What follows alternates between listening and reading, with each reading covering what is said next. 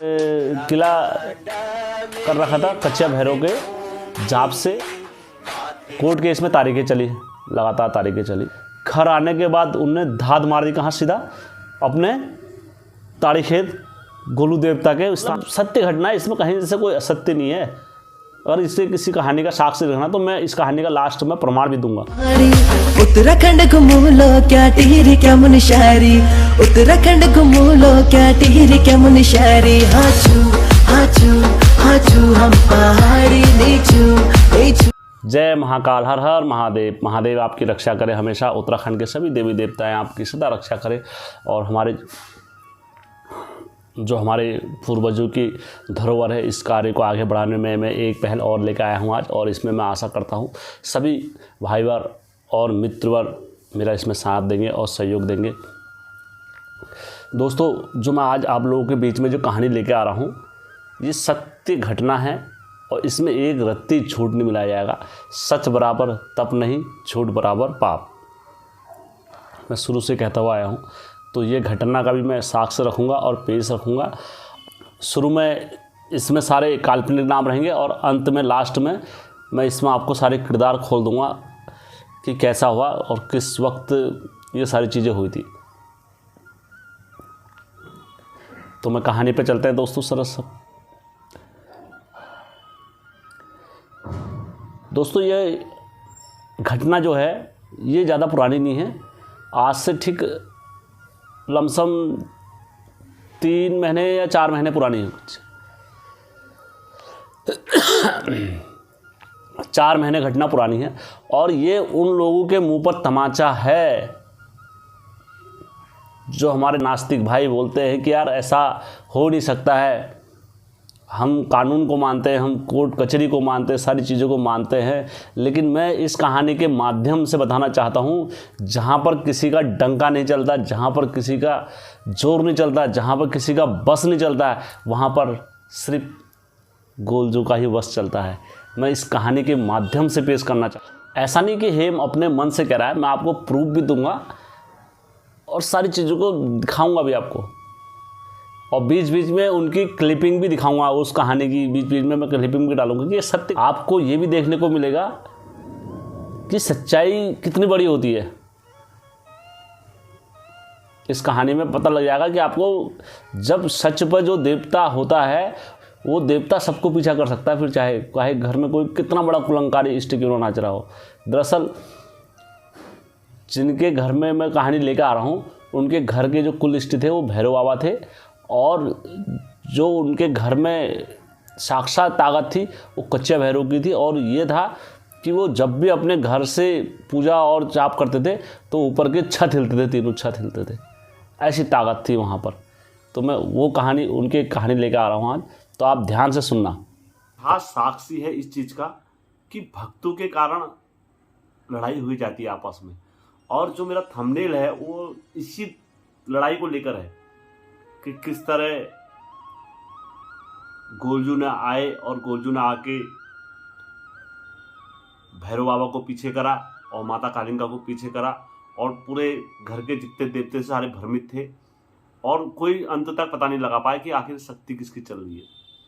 और बाद में जब पता चला सारी चीज़ें तो फिर किस तरीके से भैरव बाबा ने पलटवार करा और किस तरीके से माता काली ने पलटवार करा।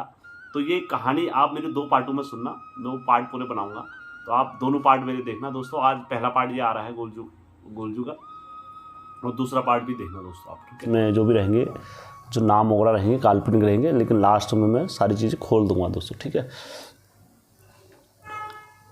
जो मैं कहानी देने जा रहा हूँ,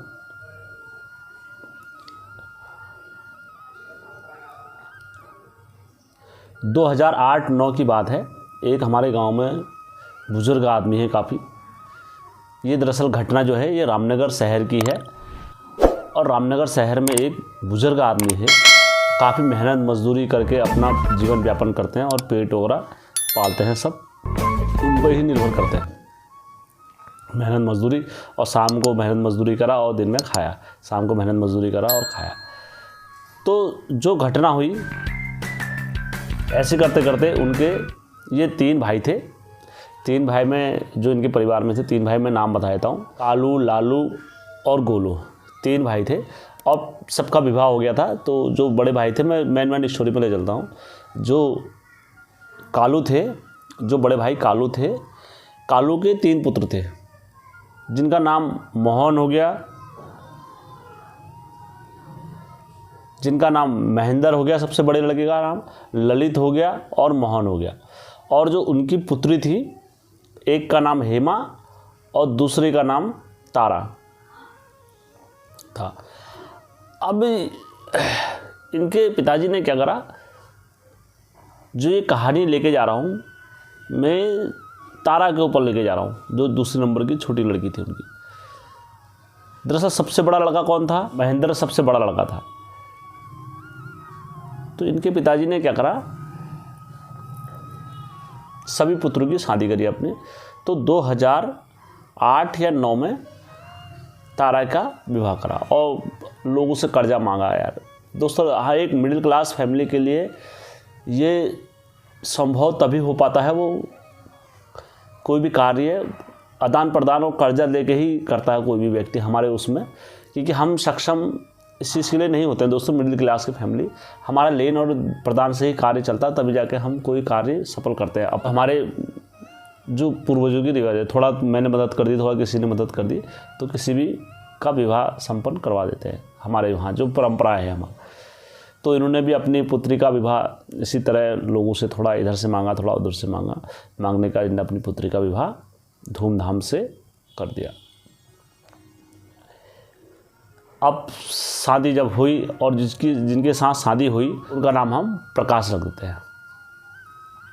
और विवाह जब होता है तो शादी के टाइम पर, और विवाह जहाँ जिस स्थान पर हुआ, ये रामनगर क्षेत्र से ढेला जिम कॉर्बेट पार्क, जहाँ टूरिस्ट हर हमेशा बाघ, भालू, शेर देखने के लिए आते हैं, तो वहाँ से अंदर एक शहर है पटरानी।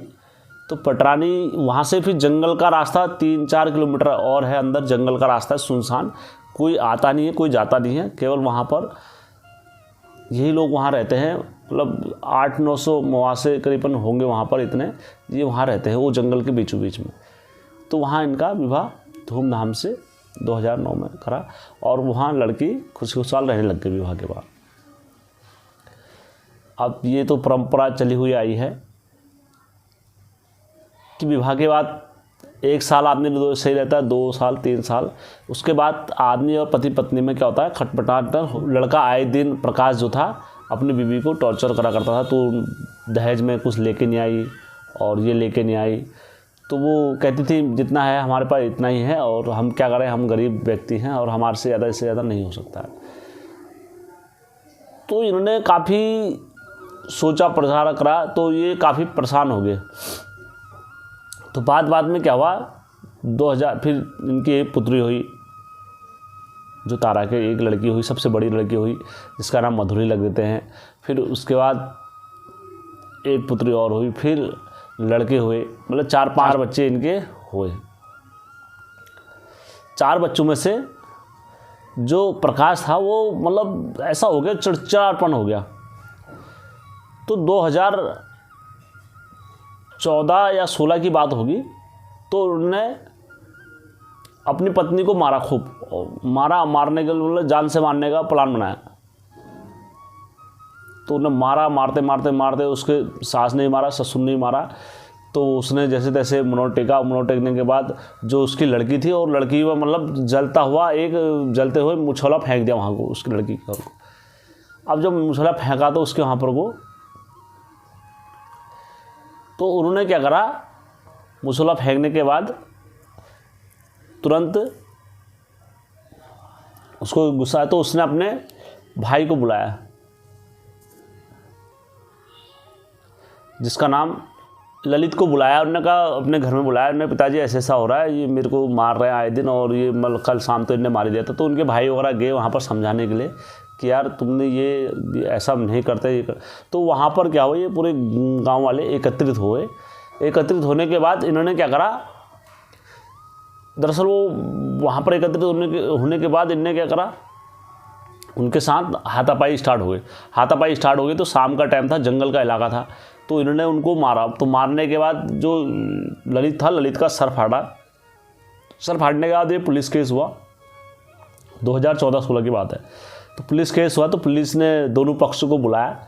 दोनों पक्षों को बुलाने के बाद वहाँ पर इस रजामंदी हुई। रजामंदी होने के बाद इन्होंने कहा चलो आज के बाद हम नहीं करेंगे, ऐसा हो गया, गलती हो गई, माफ़ीनामा ये भी करा वो भी करा।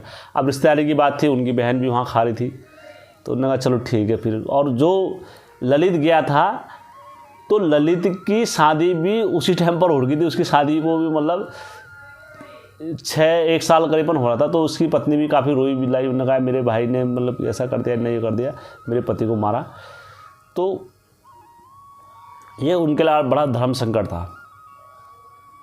तो कोर्ट कचहरी मामला निपटा। 2018 में फिर लड़की को इनने मारा पीटा और तो जान से मारने का प्लान बनाया गया कि यार इसको मार देते हैं, साली हमारा कहना नहीं मानती, ऐसा हो गया, ये हो गया। अब जिसको दिन रात दिन में टॉर्चर करा हो तो वो मतलब किस हद तक जा सकता है। तो लास्ट में जो दूसरी लड़की थी उसको इसके पिताजी ने मारने का पूरा प्लान कर दिया। साली को मार के जंगल में फेंक देता हूँ, ये सब से शब्दों को कुछ कहे मोहन ने। अब और पूरा घर का ऐसे किला कर रखा था कच्चा भैरव के जाप से और काली के जाप से घर को किलित कर रखा था कि कोई भी यहाँ पर अपवित्र शक्ति और कोई भी शुद्ध शक्ति, जो भी शक्तियाँ हों, यहाँ ना पहुँचे। तो ये, और इन्हें किसी का डर था नहीं। अब ये कहती थी हमारे क्या नाम कहते, तुम मेरे को मारोगे तो भगवान माफ़ नहीं करेगा तुम्हें। वो कहते थे तेरे भगवान को हम देख लेंगे, तो उसकी टेंशन क्यों कर रही है, हम सबको देखने वाले हैं और तू टेंशन मत कर, तू अपना वो कर, जो होगा हम तेरे को देखेंगे नहीं करेंगे। तो इन्होंने कहा ठीक है। तो इन्होंने करा, तो इन्होंने लड़की को मारना चाहा पूरा। तो इन्होंने क्या करा, अपने लड़की पकड़ी और लड़की को पकड़ के, और ये अपना कहाँ आ गई, मैं क्या आ गई, और पिताजी के घर में खूब रोई। पिताजी तुमने मेरे को कैसी जगह दे दिया, मेरे को आए दिन मारते हैं पीटते हैं, मैं क्या करूं, मैं वहाँ नहीं जाना चाहती हूँ। तारा ने बोला अपने पिताजी से, ठीक है। तो पिताजी रोना आया। पिताजी ने कहा चली तू ऐसे कहीं कर जाए, अब घर बार चलाना है, अब इस टाइप से समझाते हैं। तो नहीं माने। तो इसका पति का वहाँ से लगातार प्रेशर, मेंटली प्रेशर लगातार आ रहा था। तो लड़की ने क्या करा, 2018 में केस कर दिया, कोर्ट केस में तारीखें चली, लगातार तारीखें चली। तो कोर्ट केस में तारीखों में लड़का हार गया। जब तारीखों में जो लड़का हार गया, लड़की को सज़ा होने को राजी हो गई, क्योंकि 125 की उसमें वो फीस वगैरह जमा नहीं कर पाया लड़का, तो उसको गिरफ्तारी वारंट। तो वो जो लड़की थी उन्हें फिर दया भावुक ऐसी चीज़ है, दयावान लड़की थी। ऐसा नहीं कि कठोर दिल और कठोर दिल की लड़की हो, ऐसे इसमें की लड़की नहीं थी। तो उसको दया जैसे आ गई। तो फिर उसने अपना कान के जेवर और कनफुल और ये गिरवी रखे। गिरवी रखने के बाद अपने पति को पुनः छुड़ा दिया। कहा चलो छोड़ दो, इसे छोड़ दो, माफ़ कर दो। तो फिर वो लड़का भी हो गया। उन्होंने कहा चलो, फिर उन्होंने कहा मेरे को माफ़ कर दो, मैं अपनी पत्नी को घर ले आना चाहता हूँ। तो कोर्ट का आदेश माना। कोर्ट ने आदेश दिया कि आज के बाद तू कभी अपनी पत्नी को नहीं मारेगा, और जो भी होगा यहाँ पर अगर ऐसा कुछ होगा तो तेरे को सज़ा दे देंगे फिर हम। तो उन्होंने कहा ठीक है। तो उसके बाद कोर्ट का आदेश आया घर पे कि तुम अपनी पुत्री को इनके साथ भेजो और विधिवत नियम से भेजो, और की पुत्री वहीं रहेगी पटरानी में। कोर्ट का आदेश आया। तो 15-20 लोग ये इनके घर में आए और अपनी बहू को बाइज्जत ले गए टेम्पो में। कोर्ट का आदेश था। अब कोर्ट का आदेश माना। तो कोर्ट का आदेश मानने के बाद लड़के वालों ने माना, सबने माना, क्योंकि कानून का आदेश तो हर कोई विवश होता है। 2018, 19, 20 में फिर इनकी लड़ाई हो गई। इनकी जब लड़ाई हो गई तो इन्होंने बहुत मारा लड़की को, लड़की को मारा। तो इन्होंने अपने पिताजी को बुलाया। पिताजी को बुलाने के बाद पिताजी से कहा, पिताजी ऐसी ऐसी बात है, मेरे को मार रहे हैं लगातार और ये कर रहे हैं। तो पिताजी बुजुर्ग आदमी थे, तो पिताजी ने साइकिल पकड़ी। साइकिल पकड़ने के बाद वो चले गए। अपनी भावुकता एक लड़की के लिए, एक ममता ऐसी होती है पिताजी के लिए कि उनको जाना ही पड़ जाता है कि यार ये मेरे पुत्री के लिए ऐसा संकट आ रहा है तो मैं जाता हूँ। तो वह साइकिल पकड़ के वो चले गए अपनी पुत्री के मुँह में। जब अपनी पुत्री के मुँह में वहाँ गए तो वो लड़के ने क्या करा, प्रकाश ने क्या करा, कालू राम का हाथ पकड़ा और कमरे में बंद करके ले गया और अपने कमरे में ले गया। एक बुजुर्ग आदमी जो 60, 65, 80 मतलब इतने साल का आदमी है, तो उन्होंने पकड़ा और पकड़ने के बाद कहाँ ले गया, अंदर ले गया। अंदर ले आने के बाद उनसे कहा, तू मेरी बकरी चराएगा, बकरी तू मेरी बकरी चराएगा और मेरी बकरी चराएगा यहाँ, और मेरी बकरी के वो करेगा, तू ख्याल करेगा यहाँ पर, मेरी बकरी का ख्याल करेगा, तब जाके मैं मानूंगा तेरे को। तो वो प्रकाश इस हद तक चले गया था। तो बुजुर्ग ने क्या करा, उन्होंने कहा आज मेरा इतने सालों की तपस्या और मेरा करा नहीं करा सब बेकार हो गया, मैंने क्या करूँ इस हालात पे मैं। तो वो वहाँ से अपने घर आए। घर आने के बाद उनने धाद मार दी, कहाँ, सीधा अपने ताड़ी खेत गोलू देवता के स्थान पर धाल मार दी। आप इसमें चपड़ खान की धाद ला रहे जो मामू क्या कारी से माता मान जाली गोरी से मामू की धाद ला रहे चपड़ खान में जा चपड़ा खाना धादा बोली ताड़ी खेदा, अब तू ही कर फैसला, अब तेरे हाथ में ही फैसला है, तू ही न्याय करता है, तू ही नूर करता है, तू ही पूर करता है। और लड़की वहाँ से पिताजी घर आए, रोते पिताजी घर आए। घर आने के बाद उन्होंने अपनी धात कहाँ मार दी, ताड़ी खेत गुरु देवता के स्थान पर मार दी। जहाँ मैंने बोला पंचों का भी स्थान किसने करा था, गुरु देवता ने करा था। लग गई धात गुरु देवता के वहाँ पर। तो दूसरे दिन 4 या 5 दिन हुए तो वहाँ से लड़की उनकी अपनी बहू को पकड़ा और इन्हें दोपहर में लड़की को पूरा मारने का प्लान बनाया कि आज हम लड़की को मारेंगे। जैसे ये दोपहर में सब मतलब सोए तो इन्होंने अपनी लड़की को पकड़ा, क्योंकि शाम को कह रहे थे, इनकी बात सुनी इन्होंने कि आज साली काम नहीं करेगी तो ये मार देंगे, इसको जान से मार देंगे, ये कर देंगे। दरअसल लड़की एक डर गई। तो इसने वहाँ पर से देखा कि यार ये क्या हो रहा है। तो इसने अपनी जो लड़की थी इनकी, वो करीबन ऐसी होगी 10, 11, 12, 13 साल की इनकी लड़की होगी। तो इन्होंने वो लड़की को पकड़ा 2021 या 21 2000 ये बात होगी, 2021 की बात है, 2021 की बात है। तो 2021 में इन्होंने अपनी लड़की को पकड़ा और ये दोपहरी घाम में वहाँ से अकेले रास्ता लग गई। और वो जगह स्थान ऐसा है दोस्तों कि वहाँ पर हर कदम पर शेर मिलता है, हर कदम पर। आपको लग रहा होगा हे मैसी बोल रहा है, तो नहीं, आप स्वतंत्र होकर भी उस जंगल के इलाके से नहीं आ सकते, क्योंकि सरकार ने पावन देर कर रखी है। और मैं आपको इसमें प्रमाण दूंगा कि कैसा है वहाँ का माहौल। तो ये दोपहरी घाम में पकड़ा इन्हें अपनी लड़की को और लेके आ गई, और इसे ना बाघ का भय, ना किसी चीज़ का भय, ना शिहार का भय। और इसने पकड़ा, इन्हें कहा हे माता, और गढ़देवी माता को मानती थी, घर में कुलंकारी इनकी गढ़देवी थी। तो इन्हें कहा हे माता गढ़देवी, मैं तेरा नाम लेके आ रही हूँ, तो मेरी पुकार स्वीकार कर ले। मैं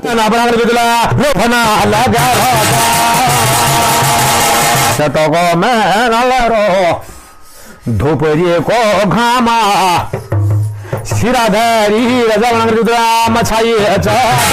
मैं तेरे स्थान पर आ रही हूँ, मैं यहाँ नहीं रहना चाहती हूँ। तो इसने धात पकड़ी और धात पकड़ के ये कहाँ आ गई, सीधा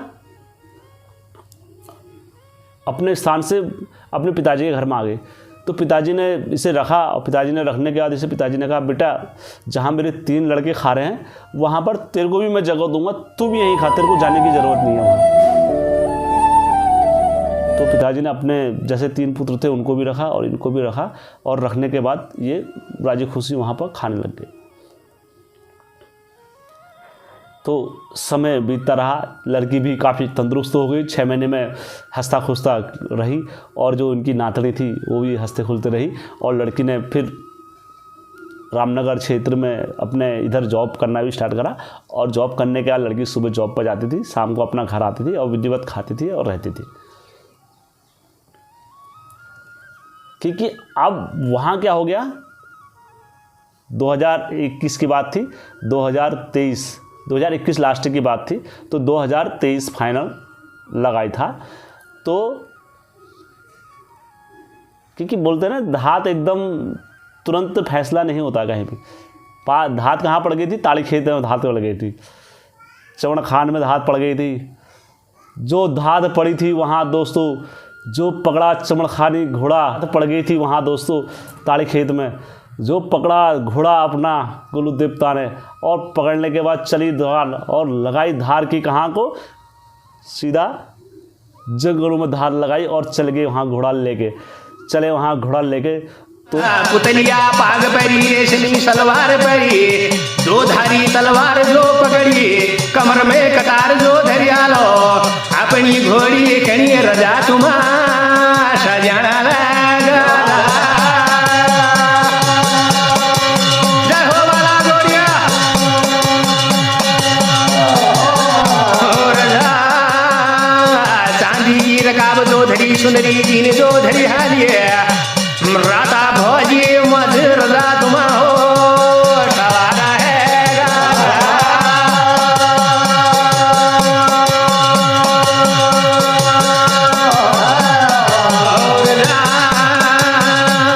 मैं जानू। तो जितना किला मंत्रित करा हुआ था, कहते हैं ना 52 प्रकार से 64 प्रकार से भैरव चलता है, तो 64 विद्याएं लगा दी थी वहाँ पर। कालिका माता के पूरे जाप लगाए थे, पूरे झाप लगाए थे, जो लगाया वहाँ पर जाप का थाप का हो रिया करके, और कड़ा मंत्रित किले को, और पहुँच गए वहाँ पर। किसी को पता नहीं चला कौन आ गया करके, कहाँ से आ गया, कैसा आ गया। और जो लड़का था सर टक लंबा, अभी पता नहीं चला ये कहाँ से हो रहा है, क्या हो रहा है, किसी को पता नहीं, कुछ पता नहीं है ये क्या हो रहा है। तो सब सर टक रह गए वहाँ के, अखे बखे चक्खे सब आश्चर्य रह गए। कितनी पूंछ खोल दी, कितनी दाढ़ियाँ खोल दी, सरकट दिखा दिया। काशीपुर जाके लड़के को भर्ती कर दिया हॉस्पिटल में चामुंडा। डॉक्टरों का एड़ी चोटी का पूरा जोर लग गया। लड़कों ने कहा भैया, डॉक्टरों ने हाथ खड़े कर दिए, उन्होंने कहा ये लड़का नहीं बचेगा।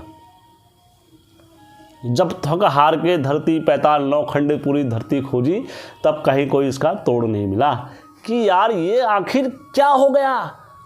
हंसता खेलता लड़का और सष्ट मुष्ट, आप देख नहीं मानोगे, पूरा पहाड़ जैसा शरीर, ये कैसे मतलब चूर हो गया, ये सब तक। तो एक पुछारन बुढ़िया थी जो गोलजू की डंगरिया थी, जिनके घर के कुलंकारी इष्ट कटारे गोलू देवता थे। तो उन्होंने क्या करा, उन्होंने पूछ कर उन्होंने कहा इसके एक मैत का नाम का, जो इसके ससुराल का नाम का 1 रुपया उठाओ और तब जाके देखो। तो उन्होंने खाली एक आइडिया मारा, तुक्का मारा, पूछ नहीं खोली। उन्होंने 1 रुपया उठा के देखो, 3 दिन का फ़र्क देखो, फ़र्क हो जाएगा तो हम इसको जता लेंगे। तो जैसे इन्होंने क्या नाम कहते हैं रखा वहाँ पर, 3 दिन के लिए करार के लिए उठाया पैसा, और उसी दिन शाम को लड़का खड़ा उठ गया। जो लड़का लंबा हो गया था और जिसको कोई डॉक्टर नहीं उठा पाया, जिसको कोई नहीं उठा पाया, तो उसी दिन रात को लड़का खड़ा उठ गया। और खड़ा उठ के लड़के ने 1 रोटी खाई। बोले गोलू देवता की जय।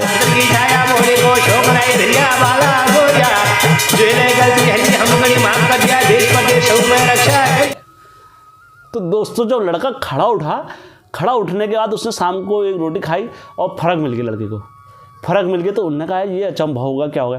तो जो दूसरे दिन सब लोग ये कहाँ गए, वो पुछारन के पास गए। उन्होंने कहा ये तुमने बताया था, कैसे हुआ ये, तो ऐसा। तो उन्होंने कहा मैं क्या करूं, मैंने तो इसके मैथ की जो इसका ससुराल है वहाँ के नाम से 1 रुपया उठाया था। तुम सब जने नगमस्तक हो गए, तुम्हें अपना लड़का बचाना है तो 3 दिन का करार रख रखा मैंने, नहीं तो तुम्हारे लड़के को कोई ताकत नहीं, कोई नहीं बचा सकता, कोई ताकत नहीं बचा सकती तुम्हारे लड़के को। मैं कह रही हूँ, ये पुछारन कह रही हूँ। तो जाके इन्होंने क्या करा, इन्होंने, आपको यकीन नहीं आएगा, 25-30 लोग एक टेम्पू भर के और सब नतमस्तक होके इनके घर में आए। जब इनके घर में आए, इनके घर में आने के बाद तो जब इनके घर जब सब लोग आए तो वहाँ पर सब नतमस्तक हुए। इन्होंने कहा यार कि यार ऐसी ऐसी बात है, ये है सो है, तुम कैसे रहना चाहते हो, कैसे करना चाहते हो, तुम्हें यहाँ पर ये सारी चीज़ें शोभा नहीं देती हैं। ये दरअसल इन लोगों ने क्या बनाया, उनको मारने का प्लान बना दिया जो लड़की वालों ने। तो उन्होंने कहा इन सालों को मारो, इन सालों को सबक सिखाओ।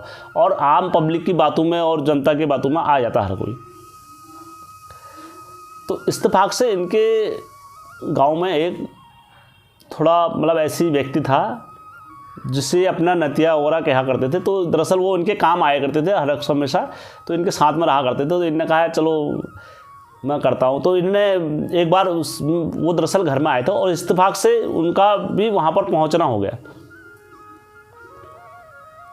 जैसे ही वहाँ पर पहुँचे तो इनका प्लान था मारने का। तो इतने में जो बुजुर्ग आदमी थे वो उस व्यक्ति के पास जाते हैं, कहते बेटा ये ऐसा ऐसा बात है, क्या हुआ है। अब उस जो लड़का था उसकी बात उधर मानते थे सभी गांव वाले, और वह भी गांव वालों की नज़र में एक अलग ही व्यवहार था, तो वो सब उसकी बात मानते थे। तो जो लड़का था, लड़के ने अब वहाँ पर मारने का माहौल था, पूरा लड़ाई का माहौल था कि A to Z मतलब लड़ाई होने वाली थी। तो उसी बीच में उसका आगमन हो गया। तो जो लड़का था वो पहले तो लड़की आगे फुल संभाल रही थी, तो लड़के ने समझाया। मैं आपको शॉर्ट में बता रहा हूँ कि हमें सीमा बहुत लंबी हो जाएगी कहानी की। तो लड़के ने सबको उनके 3 पुत्रों को बुलाया। उन्होंने कहा देखो ये किसी के डर के मारे नहीं आरखे, किसी के उसके मारे नहीं आरखे हैं, ये किसके मारे आरखे हैं, ये देवते के डर के मारे आरखे हैं। अगर आज तुम इन्हें मार दोगे तो कल को देवता फिर तुम्हारे उधर को पलट जाएगा। दरअसल उनको बहुत पहले की बात बता दी लड़के ने कि बाद में क्या होगा तुम्हारे घर में। तो वो समझ गए। उन्होंने कहा हाँ यार ये बात सही कह रहा है, इसे डर किसी चीज़ से नहीं आ रखे, ये देवते के डर के मारे से आ रखे हैं। मैंने कहा तुम एक काम करो, इन्हें प्यार से पटा के भेज दो वापस, प्यार से आप पटाओ इनको, वापस भेज दो।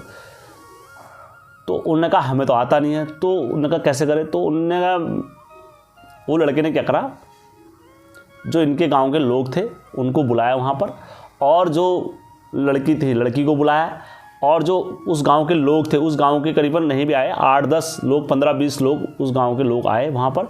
और आने के बाद ना कोई जागने लगी, ना कोई किसी चीज़ का, कोई चीज़ का क्वेश्चन। दोस्तों जिस पे भगवानों की कृपा रहती है उसके बोलों में ही भगवान बसते हैं हर हमेशा।